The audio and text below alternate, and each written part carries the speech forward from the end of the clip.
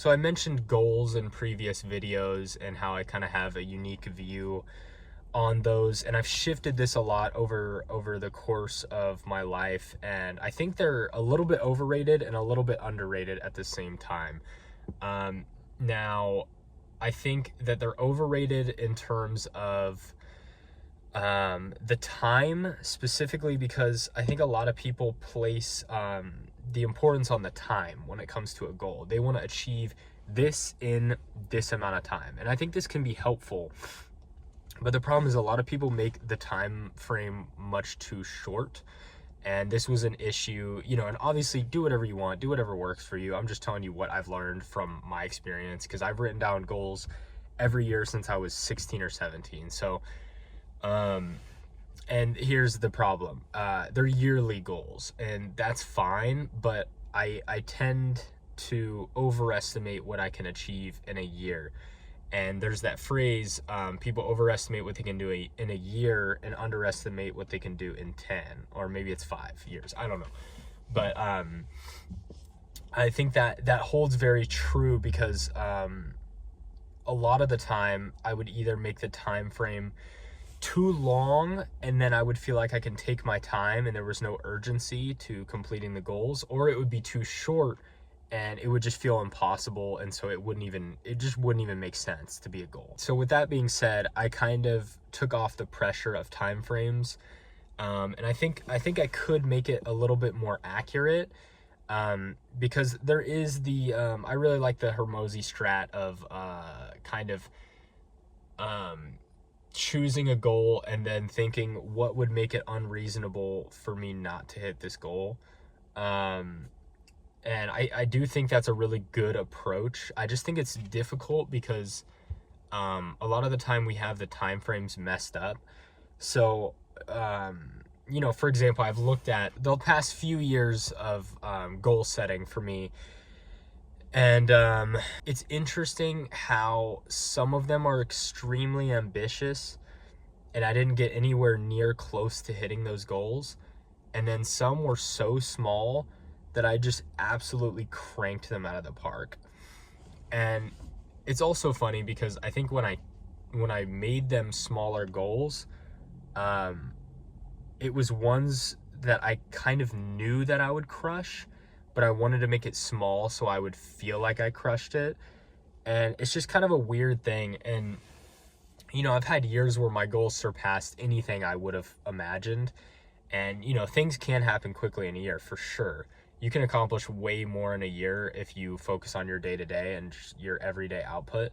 But it is interesting to me that it seems like when I have a plan that I'm already in action with, I set the safe goals because I know that I'll just crush them. And when I don't already have something that I'm doing currently, I set these goals that are way too ambitious because I assume that I'll come up with some crazy idea that will accomplish it. Like, if I set a goal, I even set one, I think this year, for to make 10K a month by the end of the year, from my own side hustle. There's probably zero chance I'm going to hit that. But at the beginning of this year, I had no plan for what my next thing was going to be. So you kind of see how it gets a little bit skewed based on if you're already doing something or not. The second thing I really don't like is I don't like starting things. I like setting goals as I'm working, for those reasons specifically. So if I haven't already started something, it doesn't make a lot of sense to create goals around it, because you have no idea the context of how long anything takes, what's achievable in the first place, and what you should be expecting. And also at the beginning, like I've said before, you shouldn't even really, in my opinion, you shouldn't focus on what you're going to get out, because you're not going to get shit for a long time. Bare minimum, a few months, you're probably not going to get anything. It doesn't matter I would consider social media to probably be the fastest one if you're trying really hard at it, unlike what I'm doing now, where I'm just kind of documenting and not really trying. But social media is probably the fastest, most rapid way to change your income or your opportunities, or really just your life in general. And even that, you can't, if you post for a few months, you still should expect nothing, because you're probably not going to get anything unless you're already really good at it. So that's kind of why I think they're overrated. I think we just have skewed time frames, and I also think ultimately we sort of, it can kind of help to map them out if you're not sure where you're going, and it helps to sort of have them in your head. But a lot of the time I don't really get too wrapped up in them. I kind of write them down each year because I think it's fun, and on the years that I crush them, it makes me feel good. But I don't really care about feeling good or not feeling good. It's just the goals always move, so they don't really matter in the grand scheme. I think it's just to kind of get you on track. But most of the time for me, I already know where I'm going and what I need to do to get there, so the goal is kind of irrelevant. The reason I think they're underrated is because I think they're utilized in the wrong way a lot of the time. And it's like I said before, I think, people say, I want X amount of followers, or I want X amount of money. And yes, you technically can control those things, but not really. You can't. I mean, I would argue money, maybe it's a little bit more controllable, but followers, I wouldn't say you can necessarily control. All you can control is your input. So if you say post every day for 1 year, that to me is a great goal, because you will probably surpass whatever amount of followers you wanted if you just did that. But like I said, it's a lot of the vanity metrics that you don't ultimately have control over.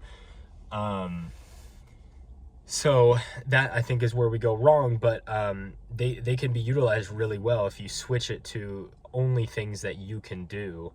But a lot of the time, those things are kind of hard to pinpoint exactly what's doable consistently. For me, mainly my goals nowadays are just, it's not even a real goal. I don't write it down. My goals just tend to be things like work on my business for at least 2 hours a day, or whatever it is. And typically it's a lot more than 2 hours a day, but I like to set a minimum, and I like to make sure I'm consistent, because I really believe in consistency. But I don't really need to set a goal for myself, because usually I work pretty much from right after work until I go to sleep. So it doesn't matter. I don't really do anything else. So I also think they're underrated under a longer time horizon, like 5-year goals, for instance. I'm much more comfortable putting certain specific number metrics behind that, even if I don't have control over it. It's just, I think you have a little bit more control if you have a little bit more time. If you put, that you want to make an amount of money in 1 year, it's going to be a little bit tough to get that done from complete zero to that amount in 1 year. But if you say in 5 years, I would, even 3, I would be like, yeah, you could probably do that. It's things like that where the time frame kind of messes everything up. And like I've said before, I don't love putting a time frame really on anything, because I think if I make it too short, I kind of operate a little bit differently. I start operating money first, maybe at times that I shouldn't, or I'm less likely to pitch a good offer where it's a refund if you don't make an ROI, things like that.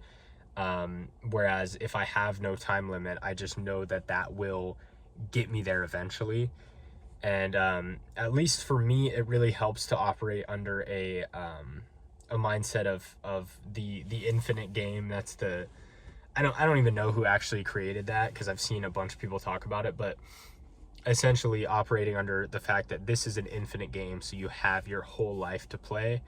And I think when you operate like that, you not only do everything the correct way, but you also just make better decisions overall. And I think it leads to more success, and probably quicker than you would think, or that you would otherwise. And another reason for this is that I think goals should be shooting high. I think you should push yourself in your goals. I used to really like to do the small goals so I could crank them out of the park, like I said, but